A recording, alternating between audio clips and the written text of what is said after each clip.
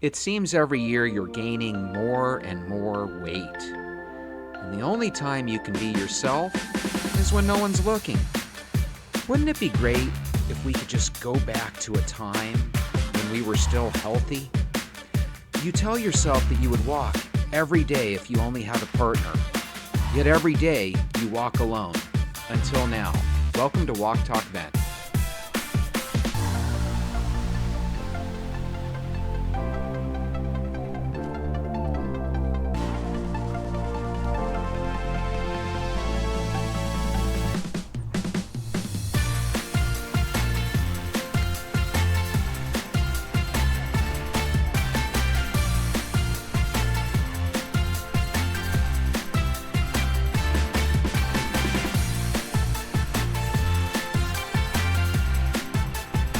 What up, Venters? Hey, Sean. We got up to 1,200 subscribers and hopefully counting. I didn't think to mention it yesterday. I am totally excited about that. You know, I think a lot of the people that watched my video on Anton Daniels, they might think that that's like the first video I've ever made on him. You Venters know I've made like half a dozen videos on Anton Daniels topics. The reason that I thought that show was a little bit different is because I was specifically talking about Anton Daniels and his comments. Today I was watching another one of my favorite YouTubers that you guys know I talk about regularly, the Hodge Twins. They showed a video of an Asian, I assume Chinese food owner. Some sort of Asian shop, might not have been Chinese food. But he was literally following a black man down the street for what looked like a good quarter of a mile, maybe longer. And apparently the guy ordered some food, paid for his food, but then exited without leaving a tip. I don't know exactly how much service he got, or if it was just a pick up and go. You know, sometimes people order takeout. Either way, does it suck when you work hard and someone doesn't leave a tip? Yes. Totally sucks. And I've never been a waiter, so I don't know how much that sucks, but I would imagine it totally sucks, right? But we've had this talk before. There's so many places that are asking you to leave a tip for every stupid, silly thing you do that people are fed up on both sides of the equation. Do people that work hard deserve a little something? Yes. But why don't they just put that into the price so we don't have this issue? And I also talked about this from the standpoint of when people serve you at a restaurant where they rely at least in part on their tips, and you don't leave one single dollar as a tip, it just really is a slap in the face to people. And it's because you never leave a tip that ultimately we're all going to get the thing that we're asking for. We're going to get food that just costs on average $3, $4, $5 more. So we're going to all end up paying that tip. Here's going to be the situation that happens. People are going to quit eating out. They're not going to want to eat out anymore because all of a sudden that meal that normally costs $16, $17 and it's maybe 21 or 22 after you leave a tip, all of a sudden it's just going to be a flat $25. And people aren't going to eat out anymore. So it's one of those things where it's like whenever we attack one side of the equation, you know, it looks like it's you versus them or them versus you. But if you look at it from both sides of the equation, this is one of those that, like, I think overall you just got to leave it at the doorstep of the owners of the restaurants. Do your employees deserve tips? Yeah, but it's only because you pay them a pathetic wage. Pay them a decent wage so they don't need these tips. But just remember, when everybody gets paid the same, then nobody will give good service in the future. You're no longer going to be paying extra to tip them, so you just got to kind of accept what you get. I think it's going to equate to a future that sucks. For whatever reason, we're on this pathway where no matter what door we choose, door number 1, door number 2, or door number 3, the future's gonna suck. Which is really weird because one of the battle cries you hear nowadays is we don't want to go back. We don't want to go back to living like we used to. Guys, it used to be better in every way, shape, or form for everybody back in the way it used to be. That's what's so crazy. You have all these young people that are telling you, why would we want to go back to those crazy days? And it's like, this is the crazy. The way we used to have it was good. When you go to a restaurant and don't tip, that must be somewhat embarrassing, right? And if you're one of those people that never leaves a tip, maybe you can let us know down in the comments. Is it embarrassing, or do you get to a point where you're proud of that? I guess a person could be proud of that. I think overall we look at the person that doesn't tip and we say, God, what a cheapo, right? But the reality is the cheapo is the business owner. Quit paying people $3 or $4 an hour in a world where you need to make $25 an hour minimum just to survive. Whenever I order Grubhub or DoorDash, I always leave like $4 or sometimes $5 tip, because you got to do it up front, right? And what's so irritating is I'll never forget one time my meal came a half hour late. The sticker that they put atop the bag was ripped open, and somebody had eaten like half my fries. I couldn't believe the gall of that person to take a tip, bring me cold food, and then eat half of it for me. Just really blew me away. Maybe that's the problem with living in a world where nobody has any shame. The world we used to live in, I'm telling you, there was a little bit of shame. And if you did something that was totally out of line or weird, it was just like you were in a real bad spot for a little while because people just thought of you in a bad light. Now everybody act so weird and out of sorts that I think people are just used to it now. I've seen people that drive out to other people's homes delivering Grubhub, and then they literally start an argument with the person that ordered because they had them drive way out to nowhere, right? And then they gave them like a measly $5 tip. And it's like, well, don't you know in advance where you're gonna be delivering that order, right? I would think you would know in advance. Let's read a couple comments from the Hodge twins. This is one of those things where it's like, there's some sort of disconnect nowadays between the customer and the restaurant. There really is. At Max G says, nobody is entitled to a tip.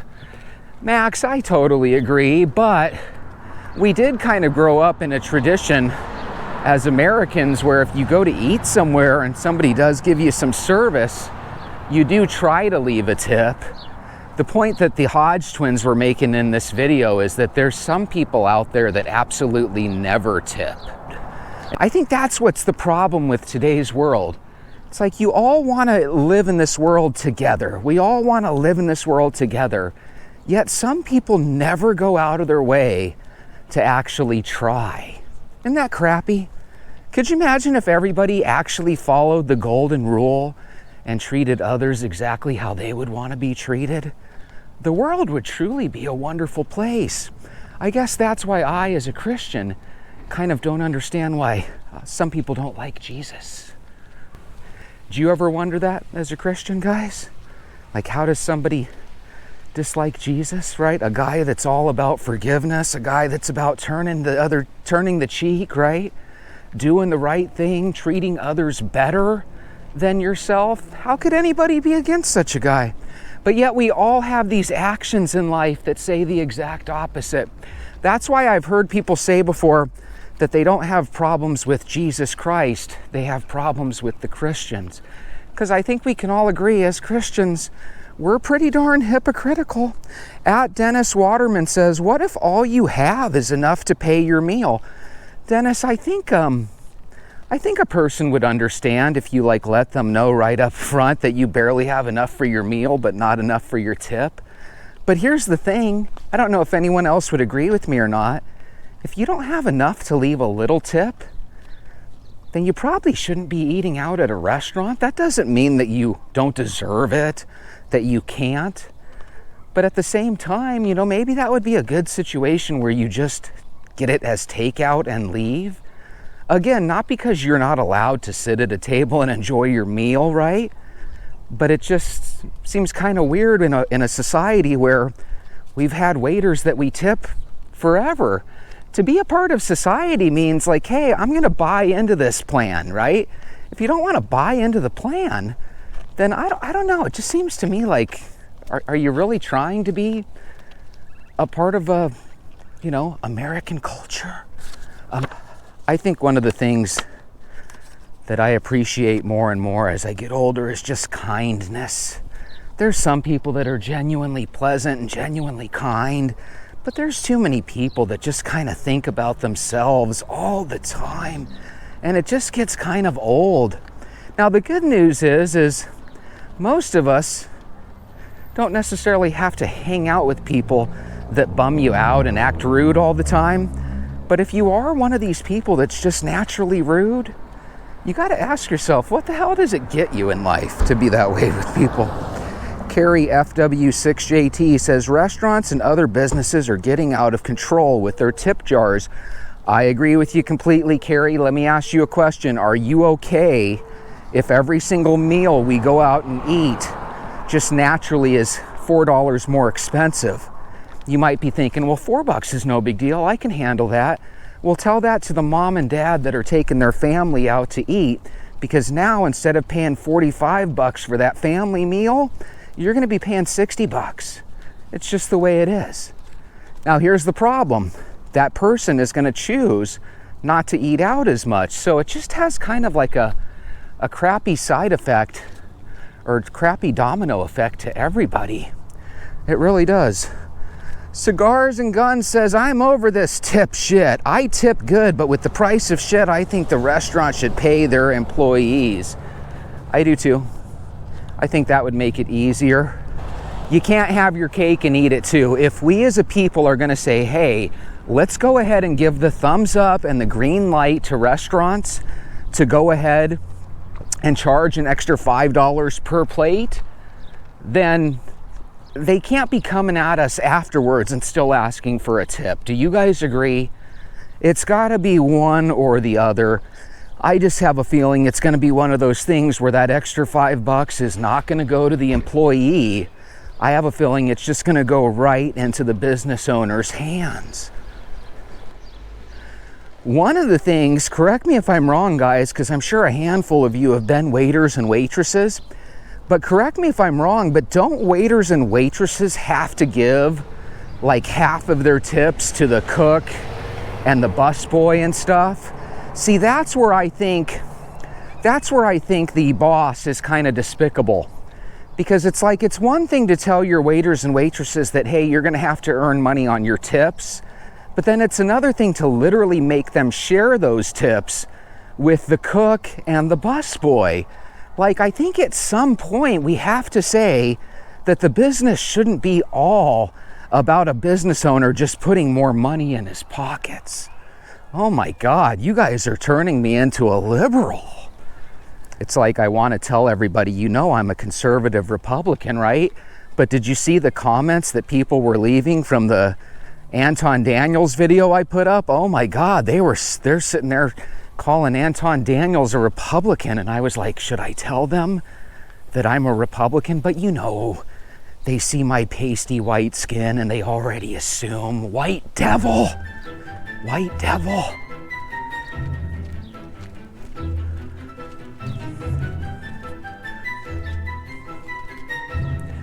The main thing is if somebody yells at you across the room, white devil, you just don't want to like lift your head up and look. You know what I mean? It looks bad. You don't want to do that. Translation, try not to be the white devil. The white Republican.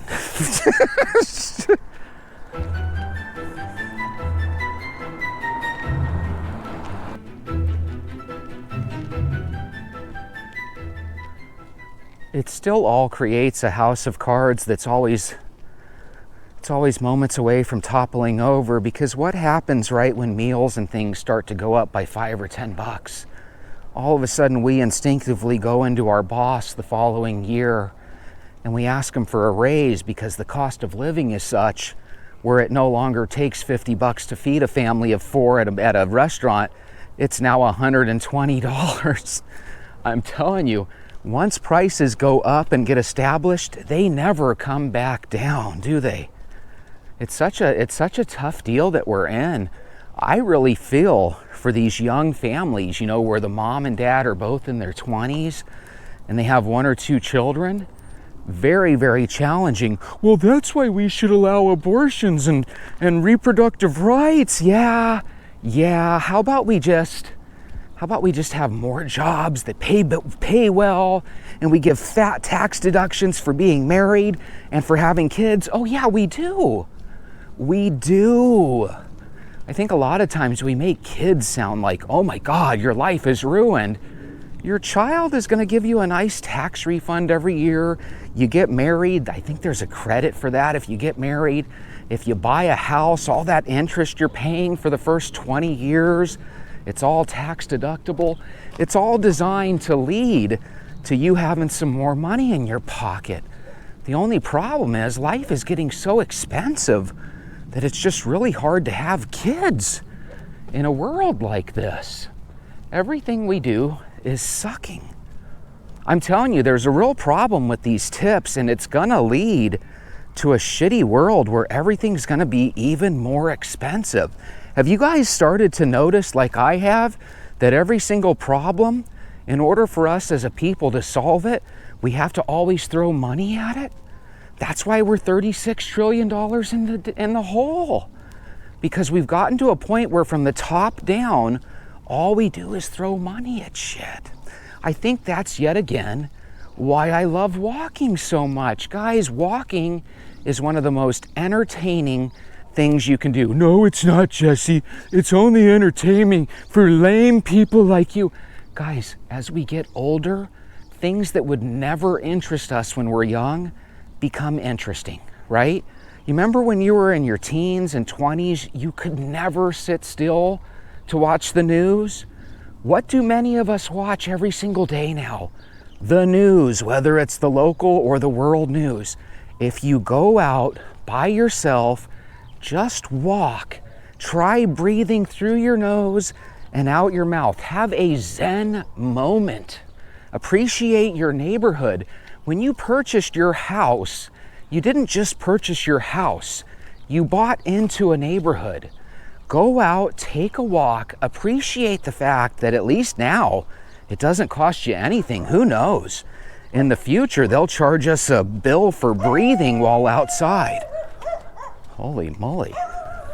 Everybody, one of our venters, Micah, has been avoiding sugar for a whole week. Micah, you're taking 15,000 steps each week, or each day, excuse me, and you've avoided sugar the last week. Keep going with that. I've decided to continue to stay away from sugar. I had some cantaloupe and some pineapple, but I'm still gonna stay away from processed sugar. So Micah, as long as you're staying sugar-free, I'm with you. If anybody else wants to join us, this is where there's an advantage in having a team. Why? Anybody can quit sugar. I don't need anybody else to do it with me. That's totally true, but here's the thing. When you know that you're sacrificing and you're avoiding sugar, it's always a little bit easier when you know someone else is going through it with you. Nobody wants to be alone on an island by themselves. If you want to walk with us every day, we're going through the same thing. Our doctors told us we need to walk. We don't want to be pre-diabetic. We don't want to live the rest of our lives taking medicines and medications. If that sounds like you, join us for a half-hour walk each and every day, and we will slowly but surely start drinking more water and avoiding sugar together.